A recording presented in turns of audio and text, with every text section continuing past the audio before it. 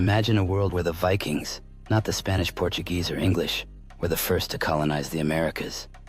What would the world look like? Would North America be a collection of Norse kingdoms? Would native cultures have thrived in a different way? Today we dive into this fascinating alternate history. In the year 1000, nearly 500 years before Columbus set foot in the Caribbean, Leif Erikson, son of Eric the Red, sailed westward from Greenland and landed on the shores of what we now know as Newfoundland, Canada. He called the land Vinland, likely due to the wild grapes or the meadows they found there. But unlike the permanent settlements established centuries later by the Spanish or English, the Norse presence was short-lived. Why? First, the distance. The North Atlantic route was treacherous and supply lines were unreliable. Second, the Norse faced resistance from indigenous peoples, whom they referred to as Skrælings. And third, the homeland, Norway, Iceland, and Greenland, did not provide strong political or economic support for maintaining. But let's imagine, what if the Vikings had brought more settlers? What if they had learned to coexist or ally with native tribes? The seeds for a Norse America could have taken root. Unlike European colonizers of later centuries, the Vikings didn't come to conquer vast empires. They came for trade, farming, and survival. In an alternate history, the Norse might have approached native tribes like the Beothuk, Mi'kmaq, or Innu not as enemies, but as trade partners. Imagine a cultural exchange centuries before the Columbian Exchange. Norse metallurgy blending with native agriculture. Birch bark canoes improved with Norse shipbuilding techniques, and joint settlements mixing Norse longhouses with native wigwams.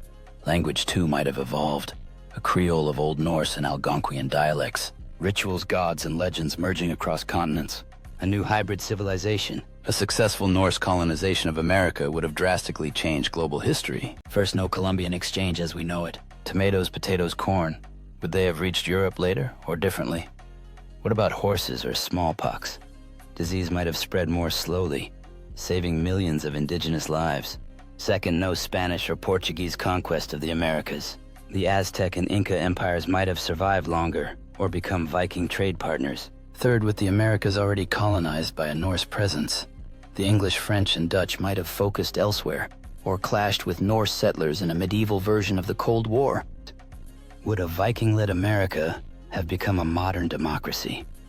Norse society had early forms of democracy, like the Thing, an assembly where free men debated laws and judged disputes. Perhaps this would evolve into a proto-parliamentary system in the Americas. Religion would play a major role. Would the old Norse gods, Odin, Thor, Freya, have remained dominant? Or would Christianity, which was spreading through Scandinavia, have won out?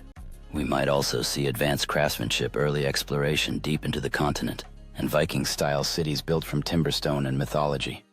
In today's world, America might speak a language descended from Old Norse with Norse runes alongside English on street signs.